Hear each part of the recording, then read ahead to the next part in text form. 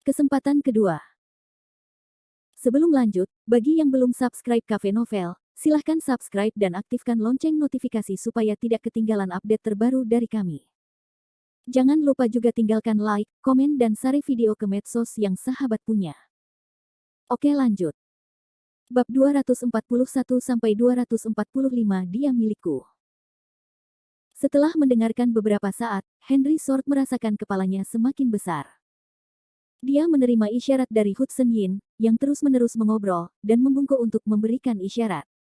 Setelah beberapa suara nyaring, beberapa bola jatuh ke dalam lubang. Henry Sword menggosok tongkat biliar dan mondar-mandir di sekitar meja, mencari posisi selanjutnya. Dia merasa nyaman dengan sedikit sikap acuh tak acuh. Tindakannya mengganggu diskusi tiga orang lainnya. Lu Chen menggelengkan kepalanya dan menghela nafas, lihat, apa yang kamu sebut sampah halus. Apa yang dimaksud dengan dewa laki-laki yang berpantang? Elder Sword kita berpenampilan seperti orang berdosa. Hudson Yin menyentuh dagunya. Aku tahu itu. Menjadi seorang selebriti adalah menyia-nyiakan bakat Elder Sword. Penonton akan tergila-gila padanya. Saya rasa kita tidak perlu khawatir Sania Dingli tidak tertarik pada Elder Sword. Ketika saatnya tiba, kita harus waspada terhadap orang lain yang merebut Elder Sword. Lu Chen juga tertarik pada Sania Dingli. Omong-omong, menurut saya Sania Dingli cukup menarik. Saya telah mendengar tentang rumor tersebut dan saya tidak menyangka dia bisa menyingkirkan skandal itu dan datang ke tempat Anda. Dia gadis yang cerdas dan dia cantik. Yin Hui mengangkat alisnya. Bukankah karena Tuhan yang agung membimbingku untuk memburu Sania Dingli? Kalau tidak, saya tidak menyangka Sania Dingli begitu mampu. Kehadirannya di sini telah menambah banyak warna pada pertunjukan saya. Lu Chen mengerti apa yang dia maksud dan melirik ke arah Henry Sword. Jadi begitu. Seperti yang diharapkan dari Elder Sword, Anda sudah membuat pengaturannya. Anda tidak berencana untuk mengikuti pertunjukan saat itu, bukan? Lin Si tercengang saat mendengar ini. Ternyata Henry Sword meminta Hudson Yin untuk memenangkan hati Sania Dingli. Dari kelihatannya, dia salah paham.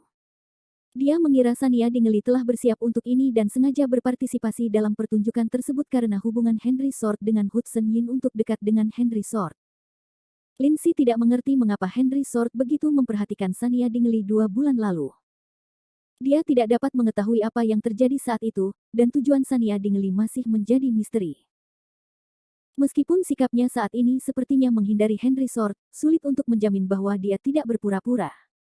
Lin Si terdiam. Dia sangat menentang Sania Dingli, tetapi sekarang dia mendengar bahwa dia tidak datang kepadanya atas kemauannya sendiri, dia merasa dia telah menganggapnya terlalu buruk tentangnya. Mungkin dia hanya seorang bintang wanita biasa.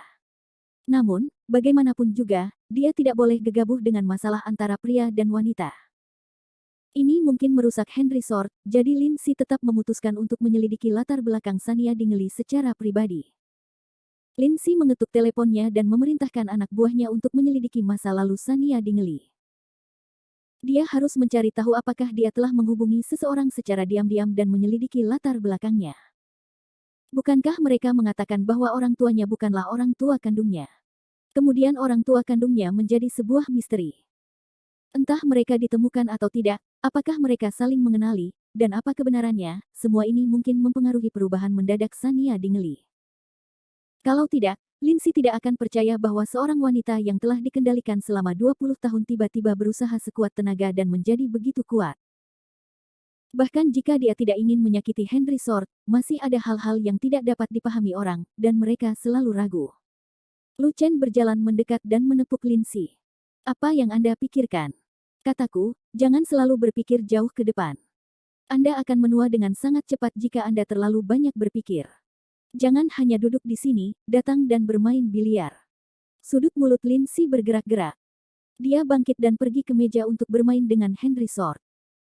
Sudut Henry Sword rumit, dan dia menguasai lebih dari separuh bola di atas meja dalam 2 atau 3 gerakan.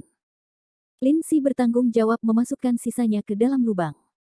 Keduanya bekerja sama dengan baik dan tidak berkomunikasi selama proses berlangsung. Mereka hanya saling memandang dan tersenyum pada akhirnya. Hudson Yin mengangkat bahu, kalian berdua paling mirip. Anda berdua adalah orang-orang yang melakukan hal-hal besar dalam diam. Lu Chen dan aku terlalu banyak bicara. Lu Chen, jangan terus-menerus mengatakan bahwa Lindsay menggunakan otaknya secara berlebihan. Masalah terbesar kami adalah kami tidak banyak menggunakan otak kami. Lu Chen memelototi Hudson Yin, sudah cukup bahwa mereka berdua berpura-pura menjadi orang yang mendalam. Saya orang yang sangat bijaksana, dan saya tidak bodoh. Anda harus mengkhawatirkan otak Anda. Sword Hong tidak peduli dengan dua badut yang berisik itu dan hanya dengan acuh tak acuh berkata kepada Lindsay, dia milikku. Lindsay mengerti. Jangan khawatir, saya tidak akan ikut campur dalam urusan orang lain. Tapi saya harus merasa tenang. Keduanya saling mengenal dengan baik. Henry Sword tahu bahwa Lindsay bijaksana, dan dia terbiasa memastikan semuanya berjalan lancar. Dia memperingatkan Lindsay untuk tidak melakukan apapun yang dapat menyakiti Sania Dingley karena prasangka buruknya. Lindsay juga mengerti tetapi bersikeras membantu Henry Sword merasa nyaman. Bab 242. Investigasi latar belakang mata Henry Sword menjadi dingin. Dia tidak menyukai desakan Lindsay. Keduanya saling memandang selama 2 detik, lalu Lindsay menggelengkan kepalanya tanpa daya. Kamu tidak percaya padaku. Aku berjanji tidak akan melakukan apapun. Ini hanya penyelidikan, kenapa kamu begitu gugup? Kamu tidak mau tahu. Saya akan menanyakannya sendiri, tidak perlu menyelidiki di belakang punggungnya, jawab Henry Sword dengan dingin. Lindsay tertawa. Latar belakangnya adalah sebuah misteri. Jika dia tidak memiliki motif tersembunyi atau telah dimanfaatkan oleh seseorang, dia mungkin tidak akan tahu siapa orang tua kandungnya. Apakah kamu tidak ingin membantunya? Keluarga Lin kami bisa melakukannya. Henry Sword terdiam. Henry Sword tahu Sania Dingley bukanlah salah satu dari dua situasi yang dicurigai Lindsay. Dia tidak sebodoh itu, dan Sania Dingley bukanlah pion yang bisa dibeli lawannya untuk menjebaknya. Dalam 2 bulan terakhir, dia menyaksikan sedikit demi sedikit saat Sania Dingley mengubah kekalahan menjadi kemenangan dan perlahan-lahan tumbuh dewasa. Dia juga pernah meminta Su Yan untuk menyelidiki pengalaman pertumbuhannya. Rubah kecil ini membuat hati orang-orang sakit, tetapi mereka tidak bisa tidak bangga padanya. Namun, kemungkinan lain yang dikemukakan Lindsay membuat Henry Sword memperhatikan. Sania Dingley telah memutuskan semua hubungan dengan orang tuanya yang berhati hitam, dan dia tidak lagi memiliki ikatan hukum atau moral dengan mereka. Henry Sword juga memahami bahwa polisi sudah lama menangani kasus ini, namun karena terlalu lama, tidak cukup bukti sehingga tidak bisa mengusutnya. Wanson Dingley dan Chuni Wangler hanya bisa menangis di penjara dan tidak bisa mendapatkan apapun dari mereka. Bahkan ada yang mengalami gangguan jiwa sehingga tidak bisa dijadikan pengakuan berharga. Kasus ini berada dalam kondisi stagnasi. Dengan demikian, latar belakang Sania Dingley menjadi sebuah misteri. Henry Sword mencoba menggunakan kekuatannya untuk membantu polisi, tapi itu tidak ada dalam hatinya. Bagaimanapun, itu terjadi lebih dari 20 tahun yang lalu. Terlalu banyak anak-anak yang hilang dan diperdagangkan di negara ini. Rasanya seperti mencari jarum di tumpukan jerami. Henry Sword juga berpikir untuk menggunakan beberapa metode untuk memulai dengan Wanson Dingley dan Chuni Wangler. Baik itu penyiksaan, mental atau fisik, dia akan membuat mereka mengungkapkan kebenaran. Polisi tidak bisa berbuat apa-apa, tapi dia tidak takut. Namun, mereka tidak melakukannya. Tidak ada yang akan mengetahui kebenarannya jika mereka menemukan sesuatu yang salah pada dirinya. Tapi Lin si cocok, keluarga Lin mungkin punya cara. Keluarga Lin telah menjadi keluarga bangsawan selama bertahun-tahun. Mereka memiliki dasar yang kuat dan keluarga yang besar. Kekuatan mereka tidak bisa dianggap remeh. Tentu saja, mereka memiliki jaringan koneksi yang luas. Selain itu, keluarga terkemuka dari keluarga Lin telah pergi sepanjang tahun. Mereka telah berinvestasi secara signifikan di pasar teknologi dan mendirikan Angel Foundation. Mereka berdedikasi untuk menemukan anak-anak yang hilang dan menindak perdagangan manusia. Banyak keluarga kaya dan berkuasa melakukan amal. Mereka biasa menyumbangkan uang, melakukan kesejahteraan masyarakat, dan mendirikan yayasan. Namun, aneh bagi keluarga Lin untuk menginvestasikan seluruh kekuatan keluarga mereka untuk amal. Baru kemudian dia mengetahui bahwa keluarga Lin juga telah kehilangan seorang anak sebelumnya, itulah sebabnya mereka mengalami begitu banyak kesulitan untuk menemukan cara menemukannya. Selama bertahun-tahun, hal ini mempercepat perkembangan teknologi dalam negeri dalam pencarian manusia dan secara tidak langsung membantu banyak keluarga bersatu kembali. Mereka yang mengetahui cerita di dalam memuji keluarga Lin karena kasih sayang dan kesetiaannya. Seluruh keluarga baik, dan orang baik akan diberi imbalan. Namun, keluarga Lin tidak pernah mengungkapkan apakah mereka telah menemukan orang yang mereka cari. Mereka juga tutup mulut dan terus melakukan perjalanan keliling dunia. Tidak ada yang tahu apakah mereka sedang melakukan bisnis atau hal lain. Pasar domestik juga mempertahankan investasi dan penelitian dalam pencarian manusia berteknologi tinggi. Lin Si merentangkan tangannya dan berkata, maksudku tidak ada salahnya. Saya ingin memastikan orang jahat tidak memanfaatkannya. Mungkin aku bisa membantunya. Sword. Hong bergumam sejenak, mengerutkan kening dan tidak mengucapkan sepatah kata pun. Lu Chen dan Hudson Yin menyadari bahwa suasana di antara mereka tidak tepat, dan mereka menghentikan pertengkaran mereka. Apa yang kalian berdua bicarakan? Hudson Yin bertanya dengan ragu-ragu. Aku sudah lama tidak mendengar kabar darimu, dan kalian berdua sudah melakukan percakapan serius. Tapi Lin Si dan Henry Sword mengabaikannya. Henry Sword hanya menatap Lin Si dan memperingatkan, jangan melangkah terlalu jauh. Jangan berlebihan. Jangan membuatnya merasa tidak nyaman. Lin Si mengangkat tangannya dan berjanji, tidak akan ada yang tahu, oke. Lalu, dia menghela nafas dalam hatinya. Dia memiliki niat baik dan ingin membantu Henry Sword menghilangkan bahaya. Jika dia bisa membuktikan bahwa Sania Dingley tidak bersalah, bukankah itu lebih baik? Ini akan menjadi akhir yang bahagia jika mereka juga bisa mengetahui latar belakangnya. Tapi sekarang, Henry Sword sangat menghargai Sania Dingley sehingga dia takut dia akan merasa tidak nyaman jika mengetahuinya. Itu membuatnya tampak seperti orang jahat yang mempersulit Sania Dingley. Dia berhutang pada mereka. Bab 243-243 Bab 243. Jangan interupsi, Nak 243 Bab 243. Jangan mengganggu, Nak dengan jaminan Lin Si, Henry Sword untuk sementara merasa nyaman. Karakter Lin Si tidak perlu diragukan lagi. Keluarga Lin lebih profesional dan memiliki keunggulan dalam aspek ini. Mungkin mereka dapat memberikan informasi yang tidak dapat dia temukan. Henry Sword mengangguk. Jika kamu punya berita, segera beritahu aku. Lin Si mengangguk setuju. Lu Chen dan Hudson Yin saling berpandangan. Mereka tidak mengerti bagaimana mereka bisa menyelesaikan diskusi mereka hanya dengan beberapa kata. Apakah dia mengatakan sesuatu yang tidak mereka mengerti? Lu Chen mengeluh dengan tidak senang, kamu sangat tidak setia. Apakah Anda menyembunyikan sesuatu dari kami? Apakah kalian mencoba untuk berpisah? Saya akan menjadi orang pertama yang tidak setuju. Lin Si tersenyum dan tidak mengatakan apapun. Henry Sword dengan ringan memutar matanya. Jika kalian berdua sudah selesai bertengkar, cepatlah tidur kembali. Ketika orang dewasa sedang berbicara, anak-anak tidak perlu menyela. Mata Lu Chen dan Hudson Yin melebar karena marah seperti dua ikan buntal. Lin Si berjalan mendekat, meraih leher Lu Chen, dan segera membawanya pergi. Ayo, aku akan mengantarmu kembali untuk mandi dan tidur. Kemudian, dia melirik ke arah Hudson Yin dan berkata kepada Henry Sword, kamu juga harus menjaga anakmu yang tidak berbakti. Oh benar, bila Anda punya waktu, lihatlah catatannya di grup. Kami semua dipanggil olehnya. Dia bahkan ingin memeras saya untuk investasi. Begitu saja, Lin Si menyeret Lu Chen pergi. Lu Chen masih belum yakin dan ingin berjuang, mengapa kamu menindasku? Saya ingin protes. Saya belum cukup bermain. Apa yang kalian berdua katakan tadi? Suaranya semakin lemah. Lin Si memaksanya masuk ke kamar, meninggalkan Hudson Yin yang langsung tertawa canggung. Haha, Lin Si telah merawat Lu Chen sejak dia masih muda, tapi hubungan mereka masih sangat baik. Saya tidak ingin Anda mengkhawatirkan orang itu, aku sendiri yang akan kembali. Aku akan segera kembali. Setelah dia selesai berbicara, dia ingin segera pergi. Namun, dia tidak menyangka Henry Sword akan langsung meluruskan tongkat biliar di tangannya dan meletakkannya di depannya, menghalangi jalan Hudson Yin. Hudson Yin ingin menangis tetapi tidak menangis. Dia mengutuk Lin Si di dalam hatinya. Pria berhati hitam dan jahat ini.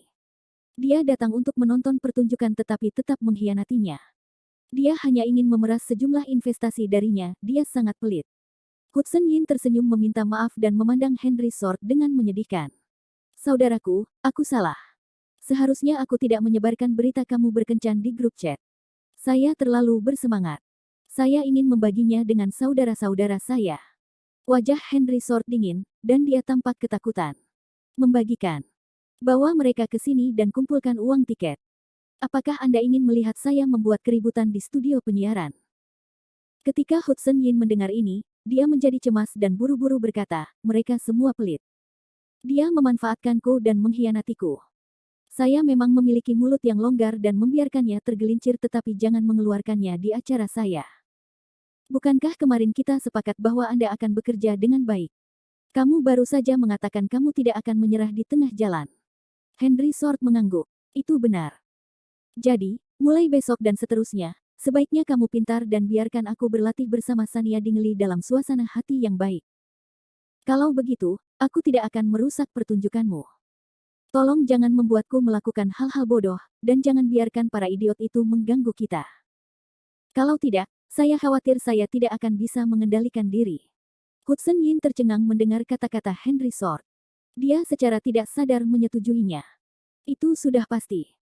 Jika kamu tidak membuat ulah dan memperlihatkan sifat aslimu, aku akan membantumu menyelesaikan masalah lainnya. Anda bisa berlatih dengan tenang. Henry Sword mengangguk dengan puas, meletakkan tongkat biliar, dan pergi. Hudson Yin masih memiliki rasa takut. Dia melihat punggung Henry Sword dan bertanya dengan cemas, kamu tidak marah lagi, kan? Kamu tidak akan membuat keributan di studio, kan? Henry Sword menoleh dan tersenyum. Lalu, dia mendengus dan pergi. Baru pada saat itulah Hudson Yin menyadari bahwa Henry Sword tidak marah sama sekali. Dia menggodanya. Dia bahkan menyuruhnya mengatakan bahwa dia akan membantunya memecahkan masalah. Dia sudah memikirkannya dengan matang. Di masa depan, dia tidak akan menyalahgunakan kekuasaannya untuk membawa Henry Sword melalui pintu belakang. Dia masih ingin menonton Henry Sword menampilkan pertunjukan yang bagus. Rubah tua ini terus memberinya pertanyaan sulit. Hudson Yin menggaruk kepalanya. Dia tidak punya pilihan. Bagaimanapun, ini adalah saudaranya. Dia tidak mungkin membiarkan bos besar, Henry Sword, mempermalukan dirinya sendiri dengan bernyanyi dan menari di atas panggung, bukan? Hudson Yin menghela nafas, pasrah pada nasibnya. Dia menemui semua direktur terkemuka dalam semalam untuk membuat rencana yang lebih rinci dan komprehensif untuk Henry Sword, ex misterius. Hal ini akan memungkinkan Henry Sword untuk tampil lebih bebas tanpa mempengaruhi kompetisi peserta pelatihan lainnya. Hudson Yin ingin menangis tetapi tidak menangis. Ini adalah hegemoni. Dia dan Lu Chen berada di urutan terbawah rantai makanan. Bab 244. Jiwa Manusia. Keesokan harinya, Sania Dingley dibangunkan oleh suara keras di luar pintu.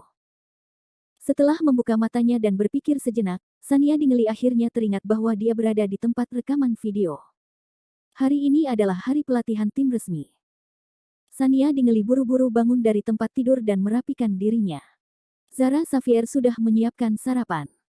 Sandy juga bergegas mendekat dan menunggu untuk merias wajah Sania Dingley. Sania Dingley keluar dari kamar setelah membersihkan diri. Dia tersenyum meminta maaf. Sepertinya aku bangun terlambat. Ketika dia melihat sutradara juga telah tiba, dia tersenyum dan mengangguk memberi salam. Direktur tindak lanjut berdiri di samping sambil tersenyum dan mengangkat kameranya. Dia memandang Sania Dingley, yang menunjukkan wajah telanjangnya dan menyesuaikan sudutnya.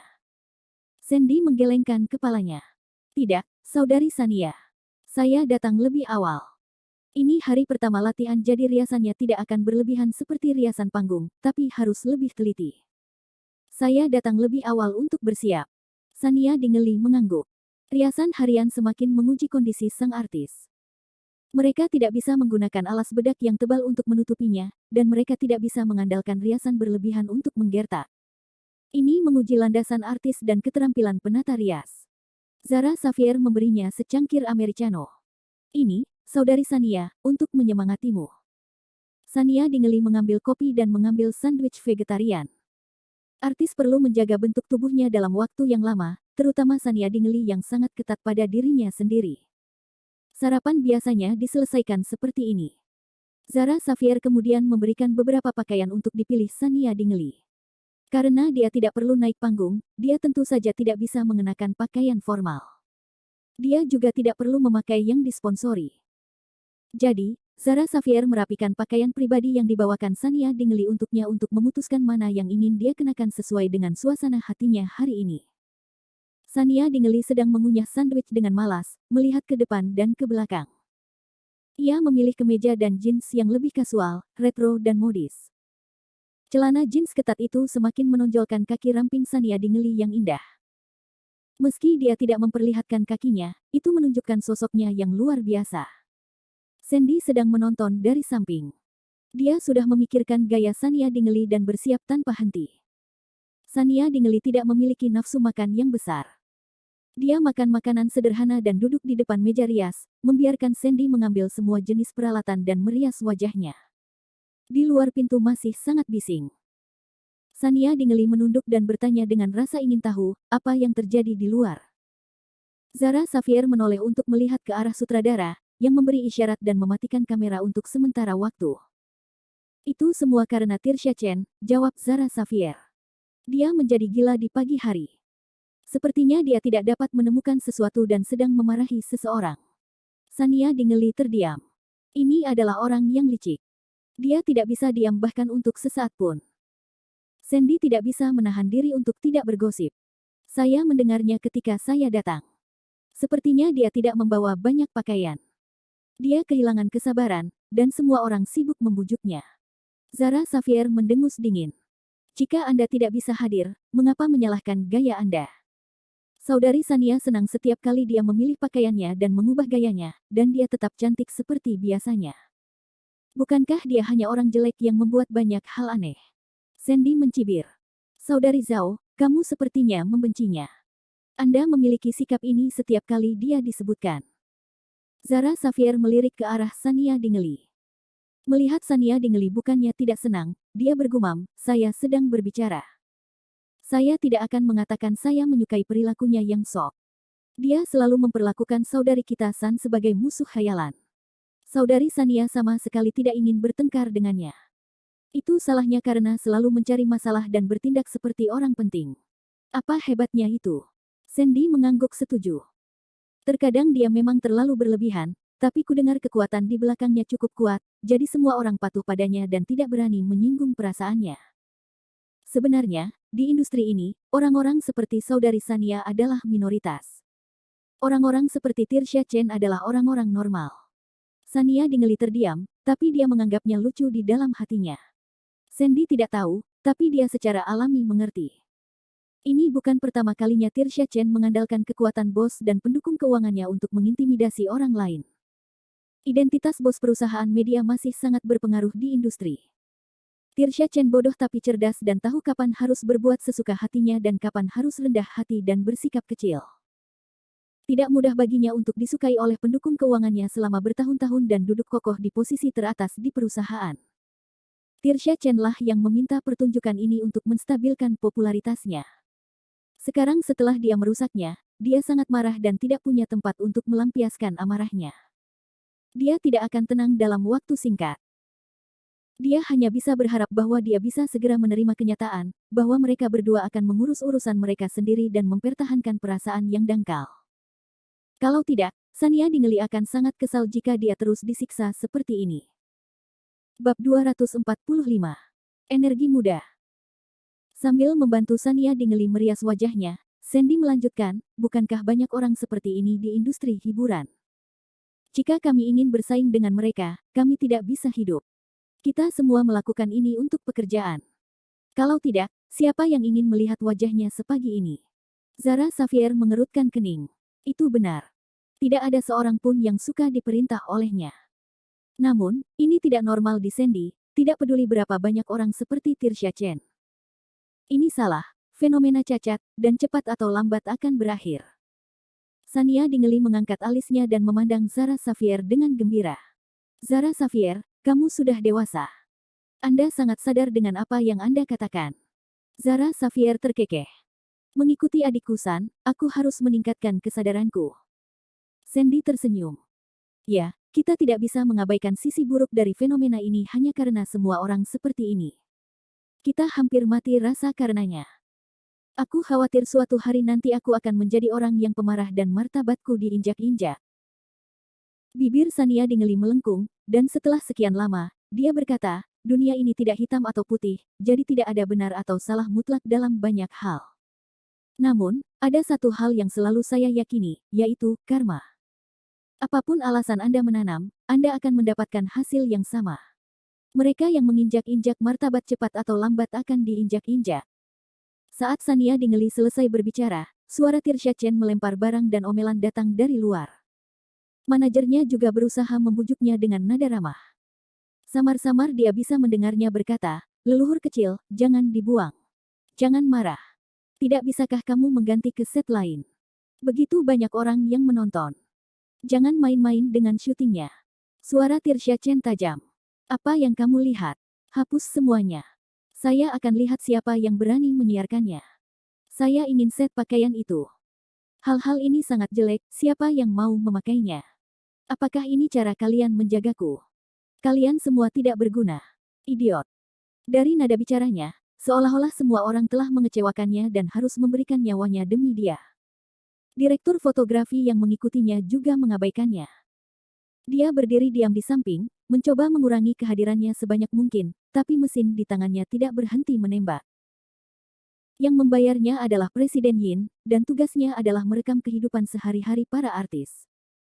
Adapun apakah dia ingin melepaskan mereka atau tidak adalah keputusan Direktur Juri dan Presiden Yin.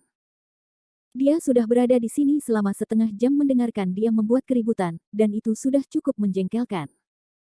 Siapa yang masih peduli jika dia mengizinkan mereka syuting atau tidak?